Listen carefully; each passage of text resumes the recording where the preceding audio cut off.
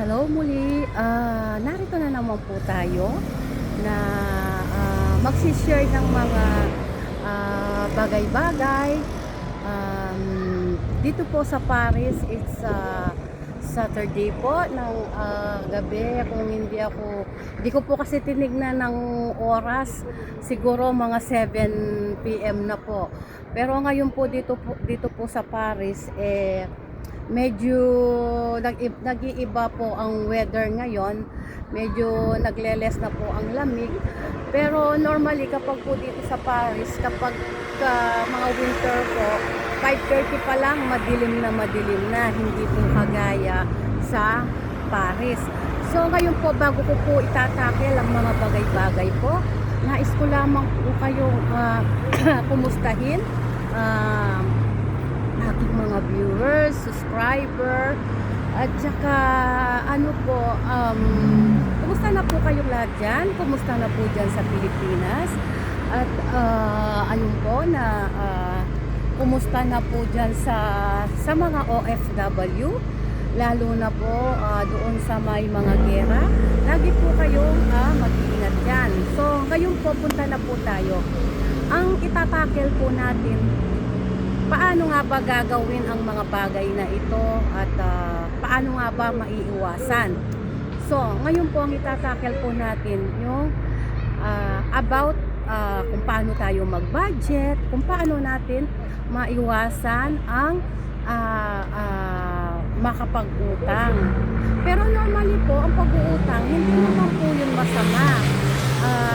Sabi nga na kung halimbawa na may mga pinapagawa kang bahay, kung kulang ang bahay mo, pwede kang maghiram na walang interest. Depende po doon sa maghihiram. Pero siyempre po, kapag mag-uutang po tayo, yung kaya po natin. At sabi nga, ayun nga, kasi ako, bago po ako nagpagawa ng bahay, ay pinag-aral ko muna po ang aking mga anak dahil hindi ko po kayang sa pagsabay yung nagpapaaral ako ng 5 children and then magpapagawa ako ng bahay. Ito po ang tips na para maiwasan po natin ang mag-utang at saka para naman yung kapag nagsusweldo po tayo ay makuha natin ng buo ang ating pera, o kaya yung kahit konti lang ang hawak nating pera, basta yung maiwasan lang po natin ang pangungutang. Kasi ako po dito, i-share ko lang po ang life ko dito sa Paris po. Sa tagal ko po ng panahon dito, kasi po nung una, kasi siyempre ang tumulong po sa akin dito, ang kuya ko, at saka yung sister ko sa Pilipinas po, at saka yung kuya ko dito. Siyempre, hindi naman po sapat ang budget ko noon, kaya tinulungan po nila akong pumunta sa Paris. So ngayon po, siyempre kapag po tinulungan ka ng family mo, siyempre unahin nating bayaran yung utang.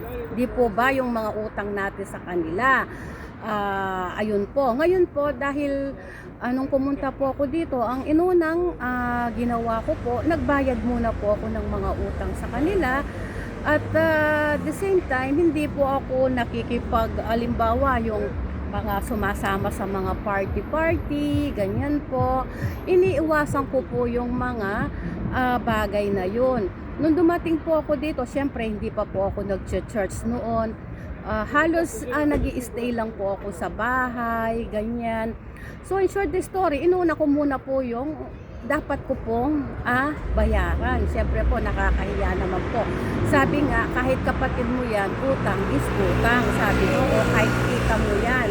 Ngayon po, sa buhay ko po dito sa Paris, ang ginagawa ko, ayun nga po sa everyday life ko po, ayun nga, nung mga bata. Kasi nung pumunta po ako dito sa Paris, bata po ako ng anak ko. So ako po yung breadwinner na nasa lahat dahil noon po kasi single mom pa po ako noon, nung pumunta ako dito sa Paris, wala pa po akong kapartner noon. So mga maliliit pa po yung mga anak ko noon. Pero sa tulong po ng Panginoon, kahit 5 po sila, hindi po ako, kasi po nagpipray, kasi po noon ang pinagpipray ko na wisdom. Na sa tulong po ng Panginoon, kahit 5 po sila, hindi po ako yung ba yung pag wala ka ng pera, yung uutang ka, gano'n, yung mga gano'n. Ang ginagawa ko po noon, alimbawa noong may sarili po akong bahay, namimili na ako ng mga food ko, ganyan. Tapos, yun nga po, yung mga pangangailangan po sa isang buwan, yan, binibili ko na po. And then, siyempre po, may monthly, sorry po, may ingay po doon. May monthly transportation ka, ganyan. Ayun po yun. Tapos, kahit po konti na lang po yung pera ko, okay lang po sa akin yun. Yung nga lang po, iniiwasan ko talaga ang makipagbarkada. Kasi siyempre, kapag ka makikipagbarkada ka, sigurado gagastos ka po doon, di po ba? Ayun po, yun po ang ginagawa ko. Pero kung minsan naman po, kung halimbawa may mga kaibigan po ako, mga close friend po, sumasama naman po ako, pero minsan lang po talaga yun. Talagang mabilang po sa daliri, ganon. Ang ginagawa ko po, sinalanan po ang pinapupunta ko sa bahay. Kasi po ako, hindi po talaga ako mahilig maglalabas-labas po noon. So, ayun nga po. So, ganon po ang ginagawa ko. So, di ngayon po, malilit pa po sila. Ngayon po, nung mga nag-college na po sila, yun, mga nagsipag-aral na, siyempre po, mas magastos po yun, di po ba kapag nag-college na sila, siguro nagkaroon din ako ng utang.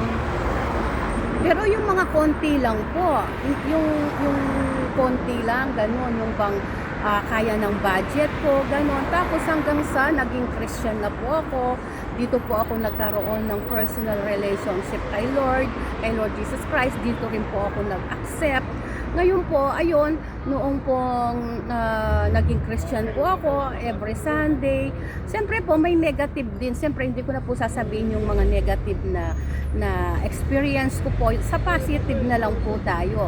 So ayun po, noong naging Christian na po ako, at ayun nga po na naging buhay ko na yung pagsisimba, yung pag-church. Tapos, minsan nga po, siyempre po, pag nag-church ka, mag-o-offering ka, di po ba? So, doon lang po, hindi ko na po sa pinagmamalaki, to God be the glory po. Minsan po, ang laman ng aking wallet ay noon, dahil, siyempre, dahil lima nga pinag-aaral mo, college na sila, malalaki na sila. Hindi ko po talaga, ang isa laman ng wallet ko, 5 euro na lang po, tsaka mga barya. Ngayon, siyempre, magsisimba ka po. Ngayon, ibibigay ko na lang po yung 5 euro sa church, kumbaga sa offering po. Tapos yun, pero dahil nga po sa ganun ang ginagawa natin, nagbibigay tayo sa Panginoon, nakakasurvive naman po ako. Meron nga pagkakataon na sa kakalinis ko po, nakahanap ako ng pera ko na tinago ko pala. So ayun nga, noon that time nga na yung testimony ko lang po. That time na yun na ibibigay ko pa kaya itong 5 euro ko, hindi, sa offering, sabi ko, tas bariyan na lang. Paano ako makakasurvive nito? Sabi ko, sa isang linggo pa ako magpa-part time, sabi ko. Di bale, sabi ko naman sa isip ko, may ticket naman ako, sabi ko, good for 1 month. So, binigay ko na nga po yung 5 euro na yun. And then po, umuwi po ako, naglilinis ako, hindi ko alam, may naisingit pala akong 150 euro doon sa Bible ko. Kaya pala pag uwi ko, ang sabi ko, maglinis na lang ako, sabi ko, para naman mawala sa isip ko na barya na lang ang pera ko, sabi ko. Tapos ayun nga po, kahit na gabing-gabi talaga, naglinis talaga ako. Tapos ayun nga po na nakita ko nga po yung 150 euro na yun, sabi ko, ay thanks God, sabi ko, meron pala akong naipit na 150 euro dito. So yun nga po, na kumbaga sabi nga, nagtitiis po ako yung sabi nga, be content what we have, sabi nga yung, at saka binabudget ko po yung pera ko, ganon. Yung ang ginagawa ko po, alimbawa noon, kahit nag-iisa po ako, ang mga ticket, yung mga ko sa mga grocery, tinatago ko, and then naglalaan ako ng budget din po para sa akin, ganon. Kasi nung nakabayad na ako ng utang ko at malinis na sa kapatid ko, sa kuya ko, ganon. medyo bumibili-bili na rin po ako ng aking mga gamit, mga damit, ganon, para naman hindi naman po ako kawawa kapag nagsisimba, di po ba? So ngayon, nung that time po na yon, ayun nga po, binabudget ko yung pera ko, tapos tinuturuan ko rin po ang aking mga anak. Sabi ko, huwag kayong masyadong kung hindi ko man maibigay, yung kahit na nasa Paris ako, sabi ko, huwag kayong makipagsabayan sa mga dahil hindi naman tayo mayaman, sabi ko. So kung magkano yung naipadala ko, sabi ko, pagkasyahin ninyo. Yun naman po ang ginagawa ng mga anak ko. Mga anak ko po, hindi naman po sila materialistic, ganon po sila. So kasi po, hindi ko po sila pinalaki ng materialistic. Sa totoo lang po, nung mga bata po sila, hindi ko naman po sila binili ng mga ganito, ganyan. Kaya pero ngayon po, dahil sa ayun nga, na-overcome ko na po yung pagpapalaki sa kanila, yung mga budget, yung pagpapaaral. Ngayon po, kung minsan kapag may mga gusto din po sila, kung kaya po ng budget ko, ay binibigay ko na. Hindi po kagaya noon, talagang hindi ko po kayang ibigay yung mga material na bawa yung mga iPhone, di po ba ang mahal noon? Paano kung single mother ka, tapos sa 5 mong anak, paano ka makakabili po ng ganun? In short the story, sabi nga, tayong mga OFW, sabi nga, para hindi tayo mapunta sa utang, kailangan i-budget natin. And then ngayon, kapag naman tayo ay nag-church, di ba? Tapos nag-o-offering tayo, ganon, hindi naman po mawawala ng kabuluhan. Sabi nga sa Bible, sabi niya, kung anong tinanim mo, siya nga anihin mo. So, kapag generous po tayo sa Panginoon, magiging generous din po ang Panginoon po sa atin, lalo na po kung mula sa puso po natin yung ibinibigay. So, yun nga po, naging buhay ko nga po dito sa Paris, church, bahay, ganon. Yun po ang ginawa ko. Pero nung mga hindi pa po ako Christian, ayun, nagkaroon din po ako ng failure noon, ganon. Pero siyempre sa first year ng pagka-Christian mo, hindi naman po talaga ganon kadali. Kaya ayun po na hindi ko naman po minamasama yung po pag-uutang. Kasi po minsan po, nakikita ko po dito sa mga ibang OFW po, hindi po sila marunong mag-budget. Kahit ang lalaki po ng sweldo po nila, talagang nakikita mo, talagang tad po sila ng utang, ganyan. Kasi minsan po hindi sila marunong halimbawa yung hindi mo po pwedeng pagsabay yung magpagawa ka ng bahay tapos the same time mag-i-invest ka. Hindi po, kahit nga single ka, wala kang anak, hindi mo rin pwedeng pagsabay magpagawa ka ng bahay tapos mag-i-invest ka. Para sa akin, ang advice ko, kung nagpapagawa po tayo ng bahay, paggawa muna po tayo ng bahay. Ngayon, after magpagawa po tayo ng bahay, doon tayo mag-invest. Kasi ako, nag-business din ako ng investment dito kasi alam mo naman yung mga negosyante, yung mga nag-aano sa mga house and lot, siyempre encourage ka po nila, kaya mo yan, kasi parang kumita din sila, ganon, di po ba? Kasi dati sumali din po ako sa ganyan, pero nung nag-business din po ako dito sa Paris, oo nga po pala, kaya nga po pala na-overcome ko din po yun. Kasi nag-business din po ako dito sa Paris, nagbigay rin po ako ng pahulugan ng mga bag, mga MK, ganyan. Kung ano-ano po yung mga tinitinda ko dati na extra ko sa aking sweldo para ma-overcome ko po yung kumbaga dapat tayong mga mother, nag-iisip din po tayo ng idea para magkapera po tayo. Hindi yung para bang malulungkot ka, tapos ganon. Tapos mag-emote po tayo, di po ba? Okay, ilalagay natin sa Facebook ang emote natin. Hindi po maganda po yung ganon. Kasi alam ng tao na wala kang pera kapag nilalagay mo po yun sa Facebook. Kaya ayun po, ang advice ko po sa mga OFW at saka sa Pilipinas po, na wag po nating yakapin na hindi po natin kaya. ayun po yung wag po tayong masyadong bumarkada kasi kung every weekend nasa barkada ka, magastos po yun. Di po ba? Hindi naman po tayo pumunta sa ibang bansa para bumarkada ng bumarkada. Pero hindi ko na po minamasama yung makipagkaibigan. Pero siyempre po, pipiliin din po natin ang magiging kaibigan po natin kasi nasa Bible din po yan. Kung halimbawa, ang naging kaibigan mo, bad influensya, o di po ba? O mahirap po yung gano'n. Kaya pipiliin din po. Ang mas maganda po maging magkaroon ka po ng maging kaibigan, yung nasa loob po ng church. Hindi man po kami perfect na lingkod po ng Diyos, pero po hindi po kayo mapapahama. Kagaya po ako dati, yung ano ko po, yung ano bang tawag dito, yung nag-invite po sa akin na bali siya po yung tumata yung, kumbaga may tawag po doon, nakalimutan, spiritual mother po. Siya po yung nag-invite sa akin noon na pinupuntahan niya po ako sa bahay, pinapasyalan, tapos ayun po, in-invite niya po ako sa church, yun. Tapos yun, nung nagcha-church na po ako, normally, nung unang charge ko, makikipag-birthday nga lang po ako eh. Yun po, makikipag-birthday lang ako hanggang sa medyo iba pa yung ano ko, parang hindi ko ano yung masyadong yung palapalakpak at saka yung may pasayaw-sayaw po mga born again, di po ba? Pero nung di huminto po ako kasi di ko pa nga po naintindihan noon. Di huminto po ako sa pag-church. Pero nung nakapanaginip po ako about kay Lord. Tapos yun, parang nagkaroon po ako ng kalungkutan sa aking puso. Nalungkot po yung puso ko na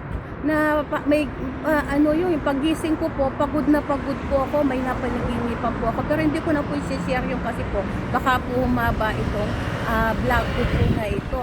Kaya nung nung napanaginipan ko po yun, hinanap ko po talaga yung simbahan ng Christian, kung ano po yung kung saan ako tumanggap, ganon, yung mga ganyan. Kaya magbuhat po noon, nagpatuloy na po ako. So yun po yung naging buhay ko po sa Paris. Kaya mabalik naman po tayo sa OFW para maiwasan po natin yung laging nangungutang, ganon. Pero ito po ulitin ko, hindi po masama ang mangutang. Ako rin po nung nagpa-college, umutang ako pero abot lang po ng hindi ko kaya. Siguro sa ilang years akong nagpa-college, siguro naman hindi naman maraming beses po akong umutang, konti lang po, ganon. At saka kung minsan po may yung sister ko po sa Pilipinas. Ayun po kasi po iniiwasan ko po talaga yun. Ayun po, para maiwasan po natin yung magkautang para makaipon po tayo kasi po hindi po basta-basta ang OFW sa ibang bansa. Kahit dito po sa Paris, mababait ang mga amo po dito, mga friends, mababait po sila. Pero yung trabaho po talagang sagad po talaga, lalo na po kung part-time ka. Ngayon po, para po maiwasan po natin yung pag-uutang, ganon, iwasan po natin yung tuwing weekend nasa barkadahan po tayo, ganon. Mas maganda na lang po kung pupunta po tayo sa church, ganon po. Ayun po, kung halimbawa mas maganda po yung kung makakatulong tayo sa church. Kasi sabi nga na kapag nakakatulong po tayo sa church, ay lumalago po ang church, yung mga naliligaw po ng landas na ilalapit po natin sa Panginoon Diyos. At nakakaiwas pa po tayo sa mga bad influence. Kasi nga, halimbawa sa mga tao pong mga worldly, ganun, wala na pong ginawa kundi maglasing, ganun. O di po ba, magsugal, kung ano-anong mga klaseng mga ginagawa po nila na yung mga ganyang bagay, hindi yun po nakakalugod sa Panginoon. Kaya ayun po, iwasan po natin yung mga bagay na ganon. Siyempre kung minsan pupunta, kagaya ako, dati, ayun nga na sa bagay ako naman po kasi magbuhat nung na born again Christian ako at nakita nila na lagi po ako sa church. Yung mga iba ko pong kaibigan, hindi na po sila nakipag-friend sa akin dahil kasi alam nila iba na po ang mundo ko. Kaya kapag may mga occasion po, hindi na po nila ako ini-invite. Pero okay lang po yun. Mahal ko naman po sila at patuloy ko naman po silang pinag-pray. Kasi nga siguro na ayun nga na dahil nakikita nila na iba na nga po ang kinakatayuan ko ngayon. Kaya yung po mga OFW at sa Pilipinas, iwasan po natin at saka wag po nating yung bang alimbawa po namumblema po tayo ganon sa pera o kaya yung may mga gusto po tayong bilhin or what. Pag-ipunan po natin, wag po yung utang po tayo ng utang o kaya naman yung shopping tayo ng shopping, ganun. Kaya ang budget natin, kailangan po, ako po sa sarili ko lang, no, ito po, ganito po ang ginagawa ko noon. Kapag po na, alimbawa, nagsisweldo po ako, siyempre magpapadala po ako sa bills. Siyempre, ang una po, babayaran muna yung mga bills dito sa parish, yung mga ko. And then, magpapadala po ako sa Pilipinas. And then, meron po akong nakalaan na pang grocery. And then, nakatabi na po yung offering ko at saka yung tithes ko po yun. Tinatabi ko na po yun. And then, meron din po akong nakatabing personal money ko. Halimbawa, nag-withdraw shopping ako. May nagustuhan ako ng murahin, gano'n. O kaya naman, lumabas kaming magkakapatiran sa church. Ayun, meron akong nakalaan na pero yung tama lang po ang ginagastos ko. Kapag naupos na po yun, enough na po, tama na po yun, ganun. Kaya sabi nga, huwag tayo pong gagastos sa sobra sa sweldo natin. Kasi kung halimbawa ang sweldo natin ay ganito, tapos pagdating ng next month, so yung susweldohan mo kulang pa sa mga binabayaran mo. Kasi po, wag po tayong magdepende sa sa pag-uutang. Sa totoo lang po, ang sarap po kaya yung pag nagsweldo ka, nahahawakan mo po. O kagaya po ngayon ako, wala na akong masyadong ayun nga po, sa tulong po ng Panginoon, nakapagpagawa na po ng bahay at may bahay na po kami ng asawa ko at ayun nga po at yun nga yung syempre kahit paano nakakatulong na rin po tayo sa ibang lugar, ganyan po. Siyempre, kahit tumutulong po tayo, yung kaya natin. At siyempre, family first muna po, siyempre. Pero may naman, sabi. Kasi po, ganito po yun. Kasi po, may mga tao po kasing hindi talaga matulungin. Yung bang, lalo na po sa pera, yung maano po sila sa pera, yung bang, parang nakapokus lang silang tumulong sa pera. Sorry po. Parang nakapokus lang po silang tumulong sa pamilya po nila, ganon. Sa pamilya nila, sa kamag-anak nila, sa kapatid nila, sa pamangkin nila, hipag nila, yung mga ganon, pinsan. Sa totoo lang po, sa totoo lang, o kaya minsan parang nakapokus lang sila sa isang, alimbawa po, alimbawa ako sa pamilya ko, nakapokus lang ang pagtulong ko sa pamilya ko. O kaya naman kung single naman ako, nakapokus lang ang pagtulong ko doon sa kapatid ko at saka doon sa pamangkin ko, saka sa hipag ko. Mali po 'yun. Kailangan po, sabi nga, share the blessing, sabi nga. Hindi naman po kailangan na malaki ang itutulong natin. Siyempre naman po kung ano yung kaya po ng budget natin. Kasi kung napakakuripot po natin tumulong, lalo na pag sa pera, napakano natin sa pera, hindi tayo nag-share ng blessing. Hindi po maganda yun. Kasi, di po ba, sabi ng Panginoon, love one another. May kanta nga po doon, sabi niya, Walang sino man ang nabubuhay para sa sarili lamang. Di po ba sabi ng Panginoon, walang sino man daw ang nabubuhay para sa sarili lamang. So that means, hindi tayo ay nilalang po ng Panginoon Diyos, hindi tayo po nabubuhay para sa sarili lang po natin. Yun po, kaya hindi po tama yung alimbawa, doon ka lang nakapokus doon sa pagtulong mo, doon sa mga pamangkin mo, mga kapatid mo, or ano, kasi ang mga example ko na lang, wag na lang yung ganon. Ako halimbawa, ito, mga anak ko, doon ko binubuhos lahat ng mga pera ko doon sa mga anak ko. Buo, sige, tulong. Ang mangyayari noon, hindi na sila kikilos kasi doon ko na lang, kumbaga parang doon na ako nag-focus sa pagtulong ko eh.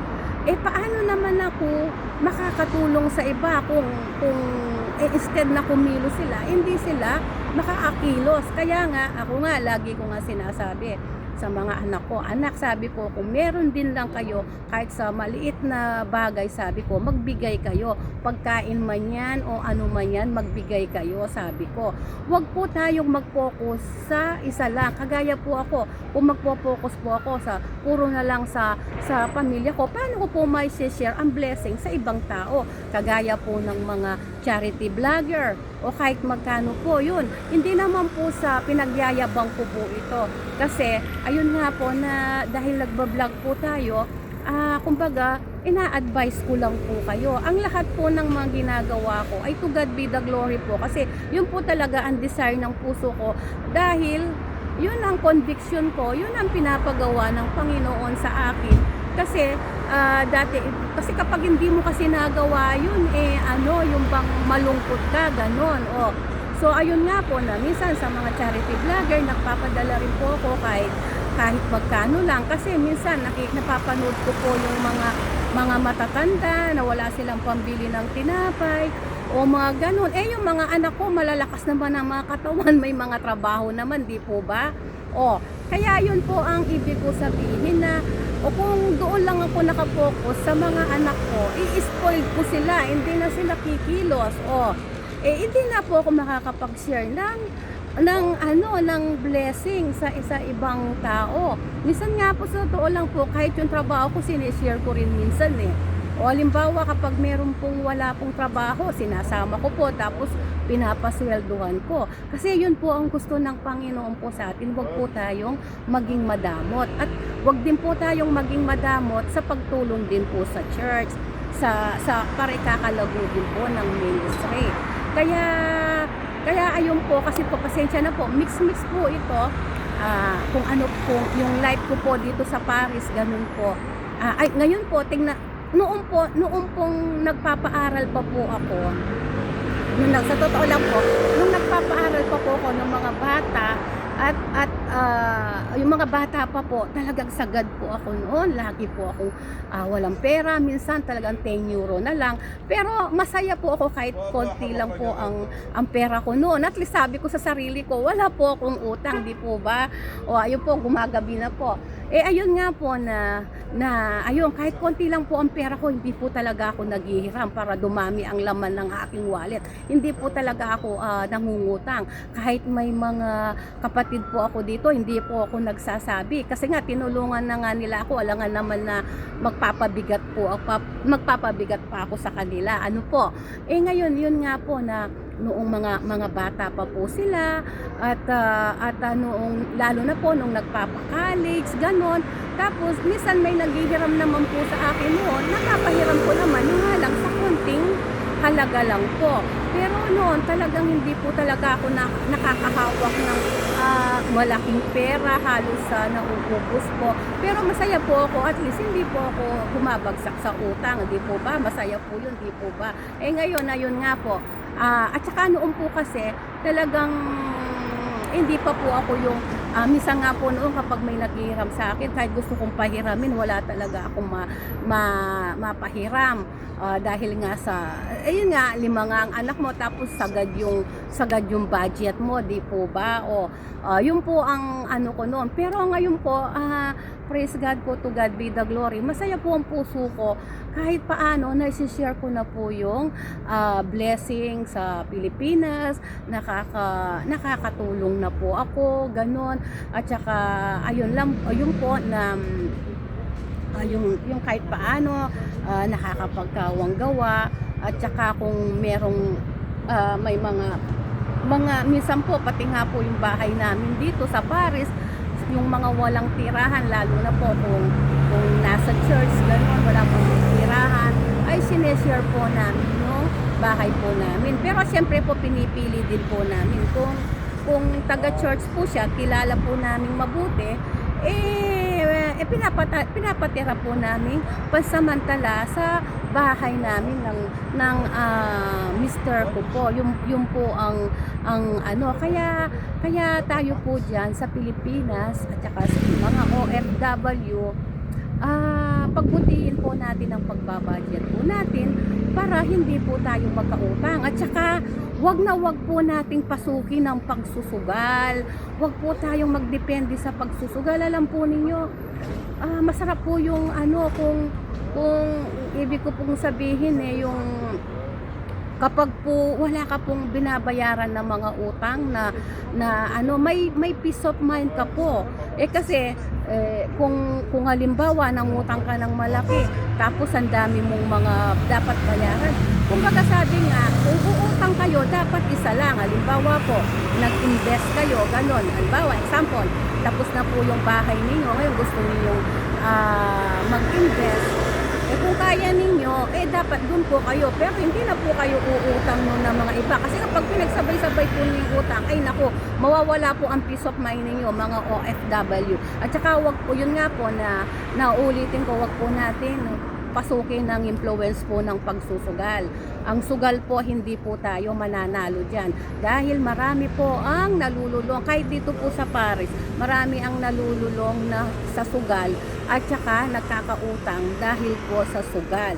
Yung po, lalo na po ngayon, marami po yung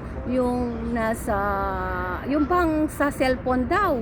Kasi po ako, hindi ako naglalaro ng mga games na yan. At saka yung sa ano daw, yung sa cellphone, yung mag-upload ka lang. Ayan, mga tukso po ng demonyo yan. Kasi po, alam naman po niyo si Taning, ang gusto niya yung masira ang buhay ng tao para mapunta sa impyerno, di po ba?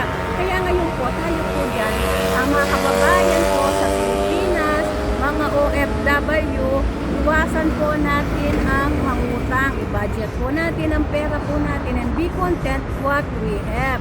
Sabi nga, at saka kailangan maging courageous po tayo, kasi kung hindi po tayo magiging masipag din dyan sa Pilipinas, hindi naman po lalapit ang blessing. Sabi nga, nasa tao ang gawa, nasa Diyos ang biyaya po. Kaya ayun po, sana po nagustuhan po ninyo itong aking tandaan po natin. Wag po tayong yung para makaiwas po, para ma-budget po natin tama ang pera po natin.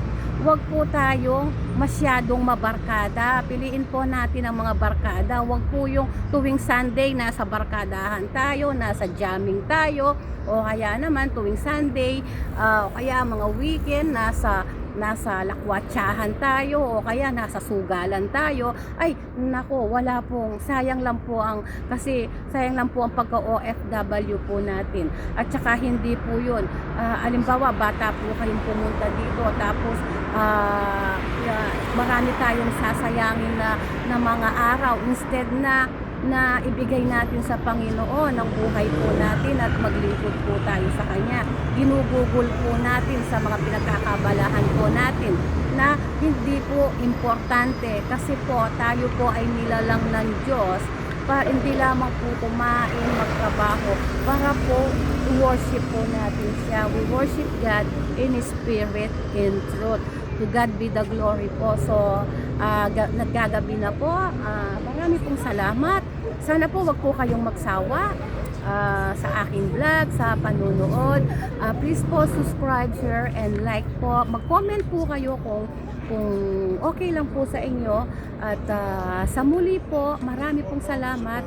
At sa ating mga OFW, lagi po tayong manalangin. Hindi po biro ang nasa malayo. Alam ko po na dahil ako OFW ako dito sa Paris, dahil minsan namimiss natin ang ating mga pamilya, ang gawin po natin sponsor ang Panginoon Diyos para maka-overcome po tayo sa everyday life po natin. And then, ang Diyos po ay poproteksyonan niya tayo at i-guide niya po tayo sa tama. Yun po, maging inspirasyon po natin ang Panginoong Diyos Jesus. Marami pong salamat. God bless po.